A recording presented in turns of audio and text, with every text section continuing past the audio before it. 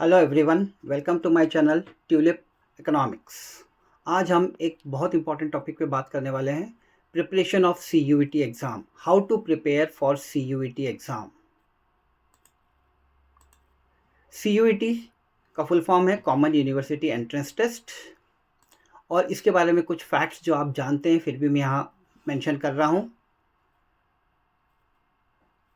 ये 13 मीडियम्स में ये एग्ज़ाम दे सकते हैं आप। एडमिट कार्ड जो है आप एनटीए की वेबसाइट से जब भी अवेलेबल होगा डाउनलोड कर सकते हैं। इसकी एग्ज़ामिनेशन डेट्स मई में है, मई के सेकेंड वीक से चालू हो रहा है। इसकी वेबसाइट है और इसका रिज़ल्ट भी एनटीए वेबसाइट पर ही डिक्लेयर होगा। हाँ, आपको मालूम है कि आप सिर्फ 5 सब्जेक्ट्स में ये एग्ज़ाम दे सकते हैं, including languages and general aptitude test.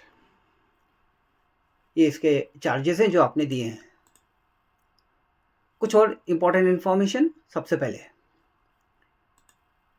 Languages, अगर आपने सेलेक्ट किया, कोई लैंग्वेज सेलेक्ट किया है, तो आपको रीडिंग कॉम्प्रीहेंशन, उसके passages, factual, literary and narrative, literary aptitude और वोकेबलरी, इस पे बेस्ड होगा आपका ये लैंग्वेज का क्वेश्चन पेपर। दूसरा और सबसे इम्पॉर्टेंट होता है डोमेन सब्जेक्ट्स, मतलब जो भी आपने सब्जेक्ट सेलेक्ट किया है उस सब्जेक्ट का जो सिलेबस है वो पूरा एनसीईआरटी बेस्ड है, तो आपको एनसीईआरटी किताब से पढ़ना है या एनसीईआरटी सिलेबस से पढ़ाई करनी है। तीसरा, जनरल एप्टीट्यूड टेस्ट अगर आप दे रहे हैं तो उसमें कई सारी चीज़ें आएंगी, जैसे general knowledge, current affairs, general mental ability, numerical ability, quantitative reasoning etcetera, कई सारी चीज़ें आएंगी। अब इसमें पूरा एग्ज़ाम कंप्यूटर बेस्ड होगा, सीबीटी मोड होगा। अगर आपने एक क्वेश्चन सही किया है तो आपको 5 मार्क्स मिलेंगे, और अगर आपने एक गलत किया तो आपको 1 मार्क माइनस हो जाएगा। इसका मतलब अगर आपने एक क्वेश्चन सही किया है और 5 गलत किए हैं तो आपके मार्क्स 0 हो जाएंगे। एक एग्ज़ाम में 50 क्वेश्चंस होंगे। सब्जेक्ट का, जो किसी भी सब्जेक्ट का एक एग्ज़ाम होगा तो उसमें 50 क्वेश्चंस हैं, और उसका ड्यूरेशन है 60 मिनट्स, 60 मिनट का एग्ज़ाम होगा। वेबसाइट के टच में रहना, आपको कई सारी इन्फॉर्मेशन मिलती रहेंगी। अब सबसे इम्पॉर्टेंट, हमें जो सीयूईटी एग्ज़ाम देना है, ये क्यों देना है? देखिए, जितनी भी सेंट्रल यूनिवर्सिटीज़ हैं इंडिया में, इनके एडमिशन सीयूईटी के मेरिट के बेस पे होते हैं, और इन सेंट्रल यूनिवर्सिटीज़ में बहुत अच्छे अच्छे कोर्सेज़ होते हैं। बाकी यूनिवर्सिटीज़ में भी अच्छे कोर्सेज़ जिसमें होते हैं वो भी सीयूईटी की रैंकिंग को फॉलो करते हैं, तो हमें सीयूईटी इसीलिए देना चाहिए।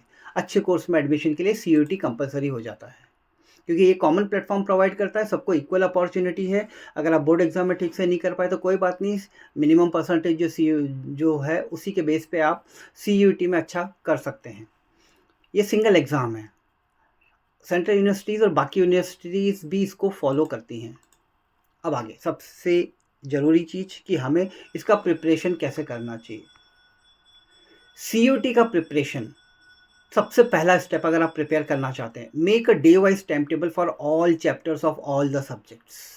और ये जो टाइम टेबल आप बनाएंगे, सबसे पहले 20 दिनों के लिए बनाइए। Make a time table for 20 days, और cover 1 chapter daily of all the subjects for which you are preparing in CUET. एक चैप्टर डेली 20 दिनों के लिए। इसका एक फॉर्मेट मैंने यहाँ पर रखा हुआ है। जैसे 1 अप्रैल से आप शुरू कर रहे हैं मान लीजिए, और आप 5 सब्जेक्ट में अपेयर हो रहे हैं, तो इस तरह से इस टेबल में आप चैप्टर वाइज पूरा डिस्ट्रीब्यूशन कर दीजिए। ये आप अपने हिसाब से भी टाइम टेबल बना सकते हैं, बट मैंने एक फॉर्मेट आपको दिया है, इस हिसाब से आप प्लानिंग कर सकते हैं 1 अप्रैल से। फिर स्टेप 2, याद रखना, ये सारे प्रिपरेशन आपको डेली करने हैं। तो स्टेप 2 क्या है? Read the chapter from the reference book. जो भी आपकी रेफरेंस बुक है उस सब्जेक्ट की, उसको आप रीड करिए पूरी तरह से। अब हो सकता है वो जो किताब है वो 12th की भी हो सकती है और 11th की भी हो सकती है, as per the CUET syllabus. तो आपको सबसे पहले उस दिन का चैप्टर रेफरेंस बुक में से पूरा पढ़ना है। फिर उसके बाद स्टेप 3, उसी दिन हमें क्या करना है? Read the chapter from NCERT text book. वही चैप्टर आपको एनसीईआरटी में से पढ़ना है, थॉरोली पढ़ना है। एनसीईआरटी टेक्स्ट बुक बेस है सीयूईटी एग्ज़ाम के लिए, इसलिए each and every line NCERT का आपको ध्यान से पढ़ना है और समझना है। हो सकता है किसी भी लाइन में से क्वेश्चन आ जाए। Step 4 for preparation of CUET, जो उसी दिन आपको फॉलो करना है। Solve all 1 mark questions of all types from the available text book. आपके पास जो भी टेक्स्ट बुक अवेलेबल है, रेफरेंस बुक हो या NCERT हो या कोई और बुक अवेलेबल है, उसमें से 1 मार्क के क्वेश्चन उसी दिन आप पूरा कर लीजिए। तो याद रखिए, उसी दिन 1 मार्क के क्वेश्चन भी आपके तैयार हो रहे हैं जो बुक में अवेलेबल है। स्टेप 5, अब आपको क्या करना है, अपने आप को एक टेस्ट दीजिए, अगर पॉसिबल हो उस दिन तो कोई भी जो अवेलेबल टेक्स्ट बुक है उसमें से एक 1 मार्क का एक्सरसाइज सेलेक्ट कर लीजिए और खुद को एक टेस्ट दीजिए, और बाद में मार्क्स कितने आए ये नोट करिए और कहीं पर लिख के रखिए। एक 15 मिनट का टेस्ट आप दे सकते हैं, 15 मिनट्स टेस्ट, याद रखिए ये 15 मिनट का टेस्ट होगा। उसके बाद सबसे आखिर में उस दिन के आखिर में हमें क्या करना है, learn all the relevant dates, जो भी इस चैप्टर से रिलेटेड डेट्स हैं, डेफिनेशन है, फिगर्स है, डायग्राम्स है, फॉर्मूले है या डेटा है या पिक्चर्स हैं या फैक्ट्स है, उसे लर्न करना है, समझना है। ये होगा उस चैप्टर से रिलेटेड उस दिन का आखिरी टास्क। अब 20 दिन होने के बाद हमें राउंड 2 की तरफ जाना है। अब राउंड 2 में हमें क्या करना है, आफ्टर 20 डेज वापस हमें अब 10 दिनों का टाइम टेबल बनाना है और read the chapter daily as per the revision time table. उसी टाइम टेबल के हिसाब से पढ़िए और 2 चैप्टर सब्जेक्ट के डेली पढ़िए। इस बार आप या तो रिवर्स कर सकते हैं order of preparation of the chapters, या वही ऑर्डर भी रख सकते हैं, ये टोटली आपके ऊपर है। अब इसका भी एक फॉर्मेट जो है वो इस तरह से देखिए, suggested revision time table for the format for 10 days.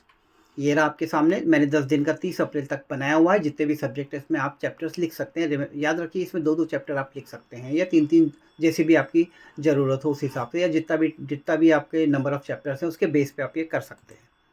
इसके बाद आफ्टर 30 डेज राउंड 3 आएगा। जब 30 दिन का ये पूरा प्रैक्टिस हो जाएगा तो हमें क्या करना है, 8-10 दिनों का एक टाइम टेबल बनाइए रिविजन के लिए और उसमें फोकस करिए difficult chapters. Read the difficult chapters daily as per the revision time table.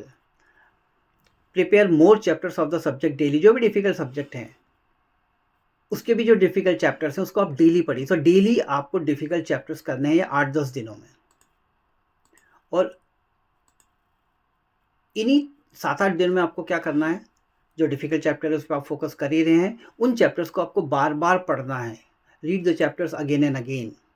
और इसी 8-9 दिनों में, मतलब 8 मई से पहले आपको क्या करना है, प्रैक्टिस एग्ज़ाम देना है।